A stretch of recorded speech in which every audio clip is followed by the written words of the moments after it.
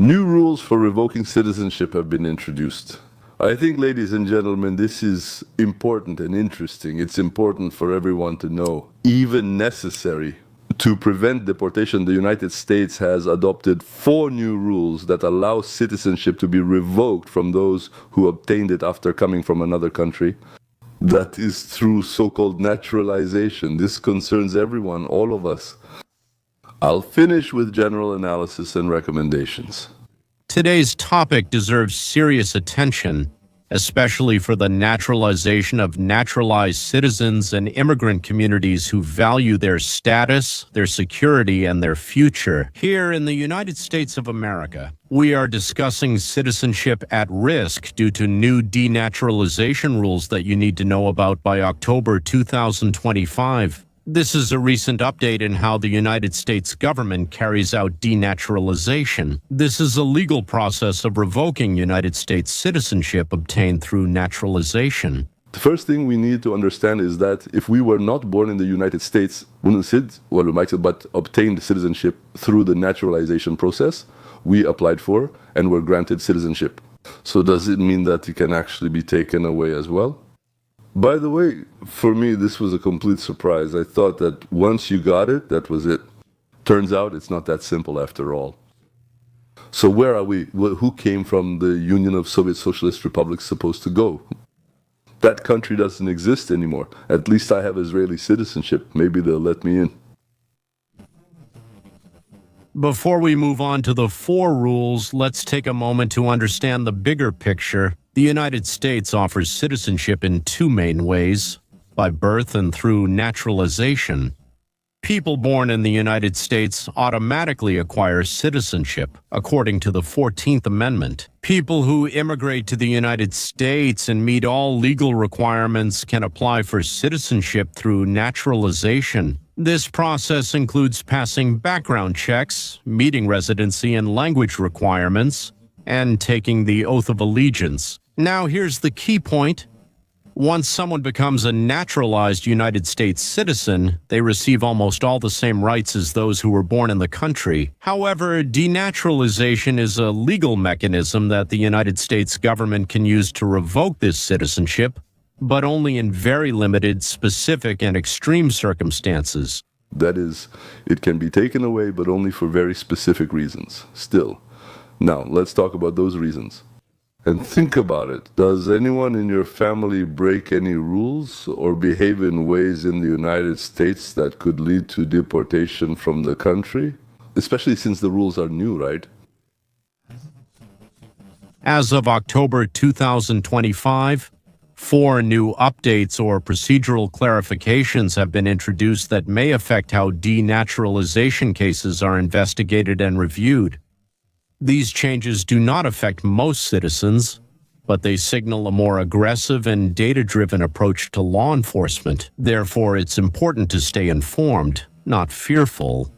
Let's break it down step by step. The first major change concerns the so-called expanded review of historical immigration records.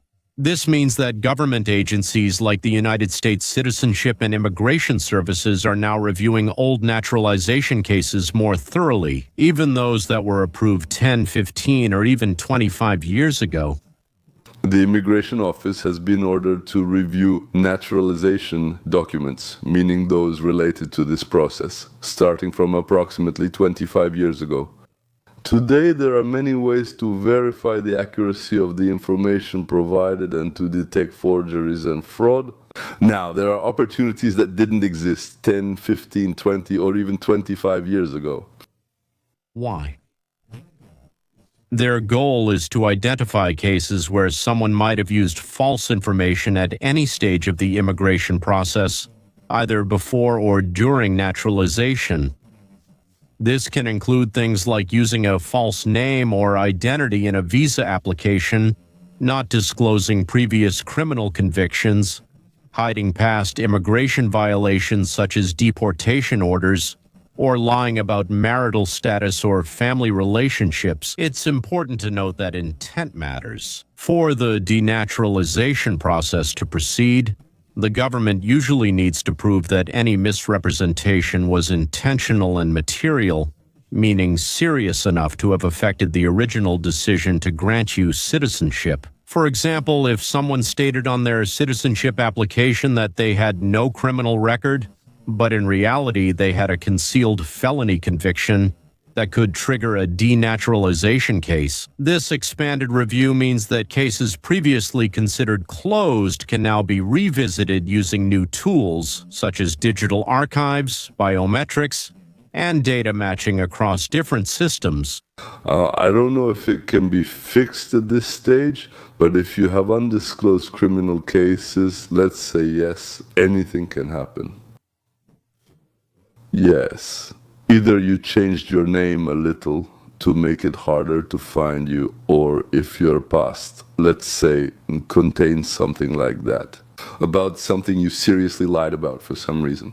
If a possible negative immigration decision turned into a positive one because of this, then your case can be reopened, taken to court, and accordingly.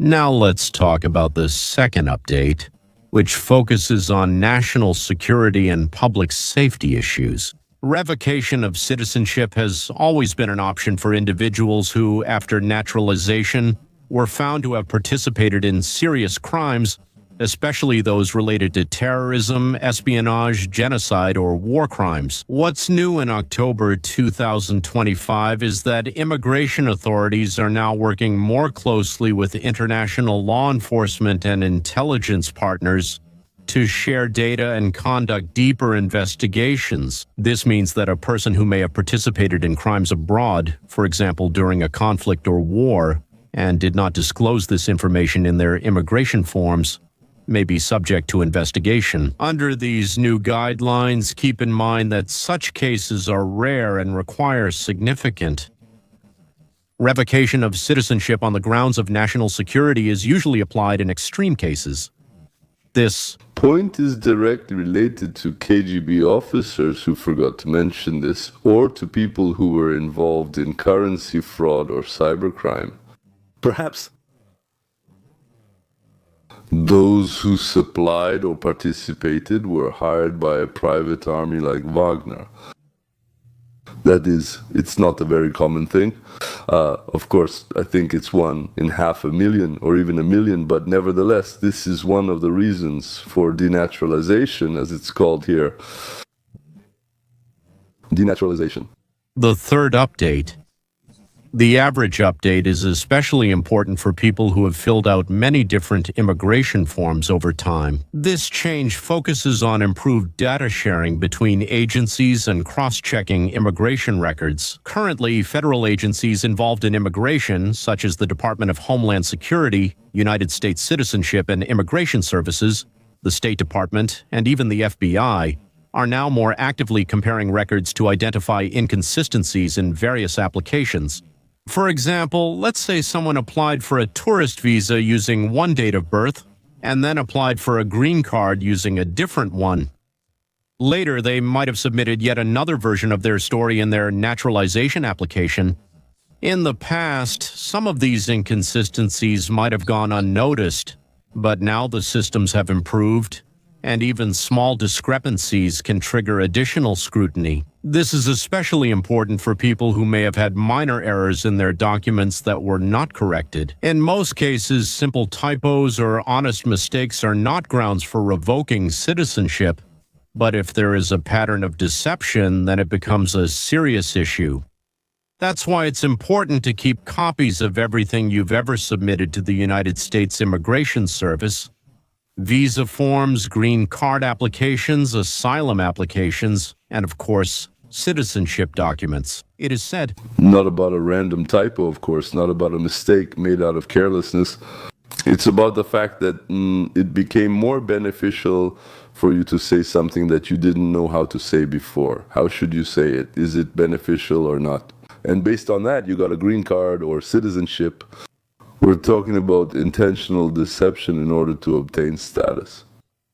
Now we move on to the fourth and final rule, namely the introduction of simplified procedures for revoking citizenship, especially in civil court cases. Traditionally, in order to revoke citizenship, the Ministry of Justice had to file a lawsuit in federal court, These cases were time-consuming and expensive. Previously, they were used only a few dozen times per year. But since October 2025, the government has introduced new tools and procedures that allow them to act faster. In these civil cases about revoking citizenship, it doesn't mean that they bypass the courts or skip due legal process. You still have the right to defend yourself, see the evidence, and be represented. But what has changed is that the government now uses modern legal strategies to speed up the timelines for certain cases that meet strict legal standards. Even now, some cases are handled administratively, especially if the person is no longer in the United States or is already subject to deportation for other reasons. What does all this mean for naturalized citizens? First of all, don't panic. Revocation of citizenship is still extremely rare. The vast majority of naturalized citizens, millions of them, are honest, law-abiding people who went through the process correctly and have nothing to worry about. The purpose of these new law enforcement measures is to target serious fraud or threats to national security, not to create fear in immigrant communities. It's always smart to be prepared and informed. So let's finish with a few key tips on how to protect yourself and your status. Now, Here we come to the main point. What should you do? be organized, keep digital and physical copies of all forms and supporting documents you have ever submitted to immigration authorities. This includes visa applications, asylum documents, green card forms, and naturalization papers. Be consistent. If you are applying for a new immigration benefit, such as sponsoring a family member, make sure your personal information matches your previous applications. Correct mistakes in advance.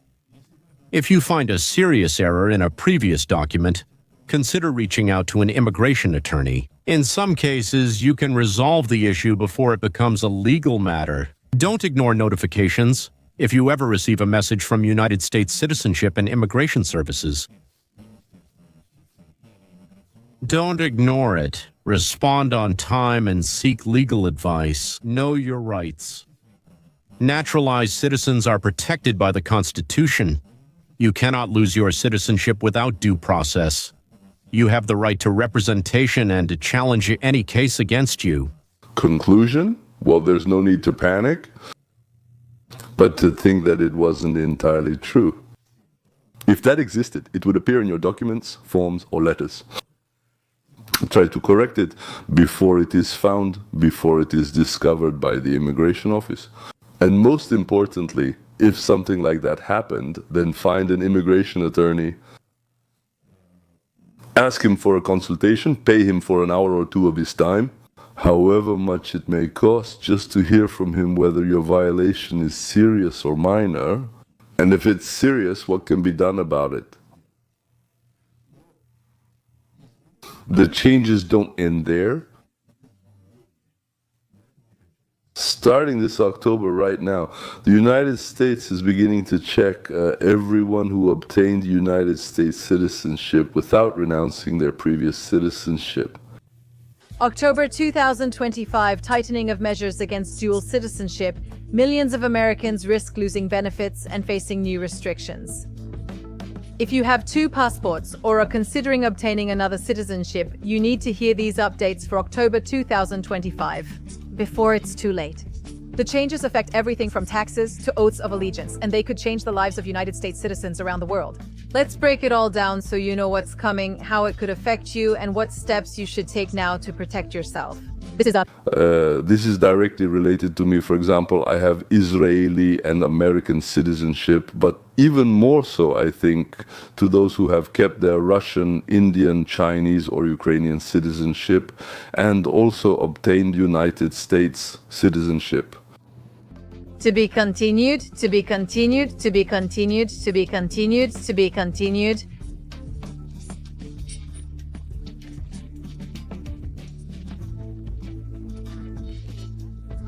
To be continued, to be continued, to be continued, to be continued, to be continued, to be continued, to be continued, to be continued, to be continued, to be continued.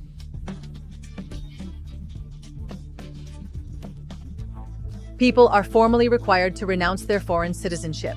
Nevertheless, not all countries recognize dual citizenship. Countries like India and China, for example, completely prohibit it. This means that a United States citizen seeking to obtain a second citizenship must carefully check the rules of the other country. What will change in October 2025? From October 2025, the United States government will impose stricter rules on dual citizens. As part of broader reforms related to national security, tax control, and international cooperation. These updates will affect both new applicants and Americans with dual citizenship. That is not only to those who are planning to do so, but also to those who have done so long ago. Yes, received citizenship but did not renounce it and perhaps used the passport of other countries for some travel or other purposes.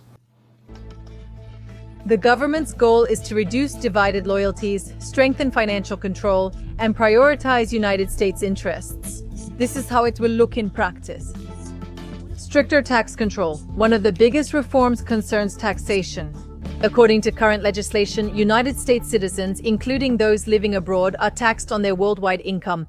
This has already caused confusion and frustration for many dual citizens who have to deal with both United States tax returns and the tax system of another country. In October 2025, the United States Internal Revenue Service will expand oversight. Dual citizens will face more thorough scrutiny of foreign bank accounts, offshore assets, and undeclared income. Incorrect reporting can lead to hefty fines or even criminal charges.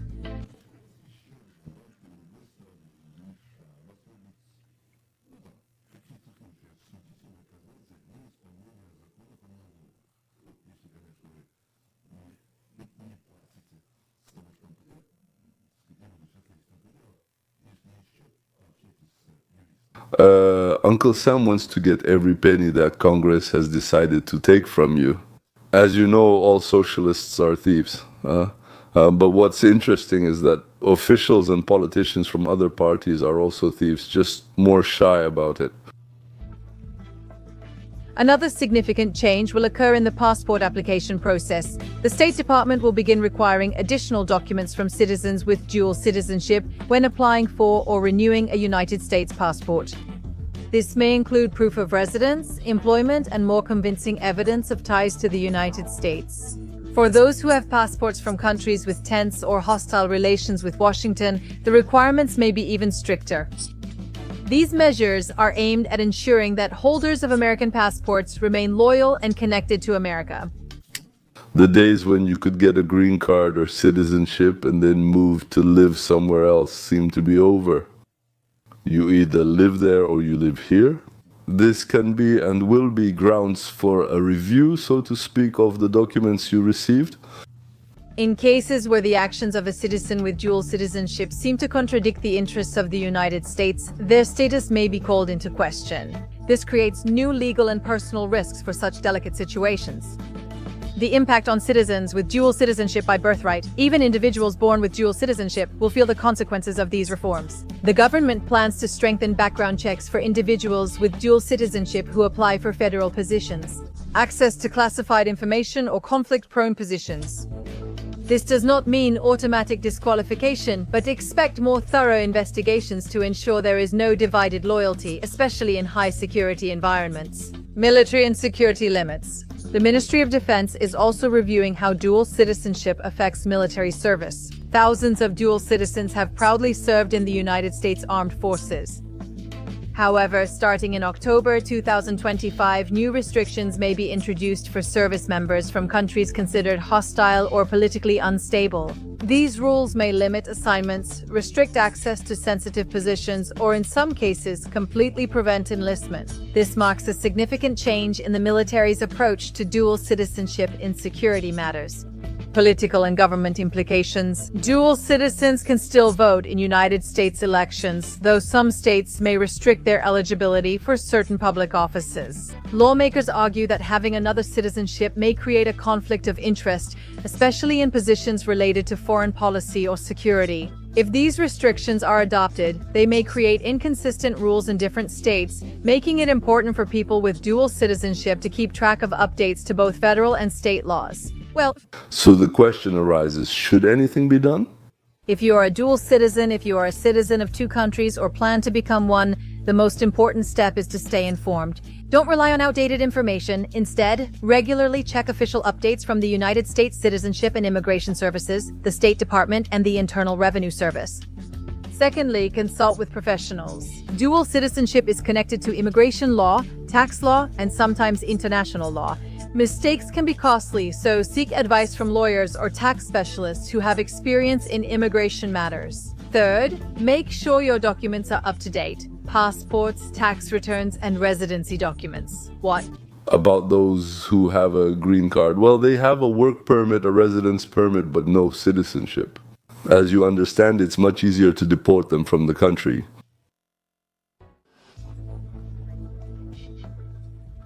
A massive immigration reform that changes everything. The lives of millions of immigrants have been turned upside down.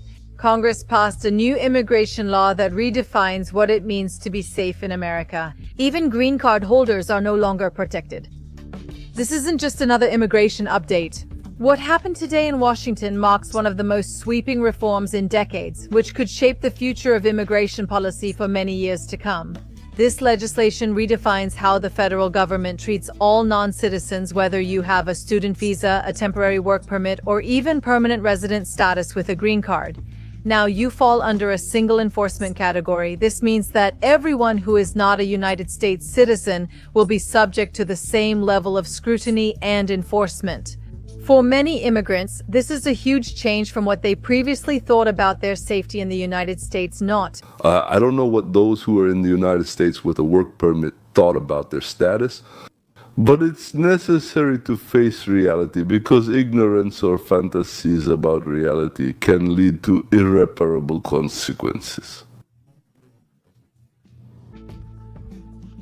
A driving under the influence mistake can change your life and have lasting consequences. The most controversial part of this new law concerns offenses related to driving under the influence of alcohol. According to previous immigration rules, deportation was usually applied for serious or repeated offenses, but this new reform completely changes the situation. Now, a single conviction for drunk driving or even an admission of behavior related to drunk driving can trigger deportation proceedings. It doesn't matter if your state considers it a misdemeanor or a minor offense. At the federal level, it is now considered grounds for removal from the United States. That's right, even one mistake without a conviction can be enough to lose your visa, work permit, or even green card. Lawmakers justify this strict approach by claiming that offenses related to drunk driving threaten public safety and often lead to tragic consequences. Caught driving under the influence, you have a 50% chance of staying in the United States and a 50% chance of being kicked out like a cork from a bottle of champagne, even if your family is here. But if your family came to the United States because you got your status and they received their status based on yours, then you all get kicked out together and you get sent back to where you came from. Expanded grounds for inadmissibility. The new law also expands the so-called grounds for inadmissibility. If someone has a conviction for driving under the influence, or even if they admit to such behavior, they will be considered inadmissible to enter the United States. This means that they cannot enter the country. If they're already here, this can permanently prevent them from applying for immigration benefits in the future, no matter how long they have lived here or how clean the rest of their record is. This provision affects not only new applicants, it also impacts people renewing visas, changing status, or applying for United States citizenship. Even if they are not deported. The fact that you drove under the influence in the past automatically means denial of any benefits, that is, government assistance programs, and it will prevent you from obtaining United States citizenship. The law introduces stricter deportation rules than ever before. From now on, any foreigner convicted of driving under the influence, regardless of the circumstances, can be subject to deportation. The law removes state-based offense classifications. So even if driving under the influence is considered a minor offense in your state, immigration authorities at the federal level will treat it as a serious deportable crime. This change directly challenges the long-standing belief that green card holders have almost permanent protection. In this new system, a green card no longer ensures safety. Offenders with a driving under the influence lose good moral character status. Another significant change concerns how immigration law defines good moral character. For decades, this standard determined eligibility for United States citizenship, but now a conviction for driving under the influence automatically disqualifies an immigrant from meeting this requirement. Anyone convicted of driving under the influence will be ineligible for citizenship, even after decades in the United States, paying taxes and contributing to their community. The new legislation also includes faster processing of applications for certain visa categories, expanded opportunities for immigrants with special skills, and more transparent pathways to legal work authorization. However, for most families and workers, these benefits are overshadowed by strict new deportation and inadmissibility rules. What does this mean for immigrants right now? For immigrants across the country, one thing is clear: there's no room for error anymore. Even a single mistake. What was once insignificant can now cost you your legal status, job, family stability, and future. In the United States, this law is a wake-up call for millions who live here legally but are not yet citizens. The message is clear: citizenship is the only real shield. Until you have that protection, every action, every record, and every decision matter more than ever before. As America rethinks its immigration future, this reform exposes a deeper reality where legality alone no longer guarantees safety. In a country built by immigrants, this law forces the nation to discuss justice, second chances, and what it truly means to belong. Whether this will mean a new era of justice or a tougher stance on vulnerability depends on how it will be implemented and how immigrants, advocates, and lawmakers respond in the coming months. If this video helped you, please like, subscribe, and turn on the bell icon to get new updates from Novi Sad. See you in the next video. Thank you for watching. So don't get behind the wheel, ladies and gentlemen, if you've had alcohol recently. Because you might think you're fine, but the police might decide you're not quite okay. This information will automatically go to the Immigration and Naturalization Service, that is the Immigration Service Office, where your status can be revoked. And it will be impossible to prove anything to anyone. Now, I'll tell you about the changes and this is called the Visa Bulletin. This is called the Visa Bulletin.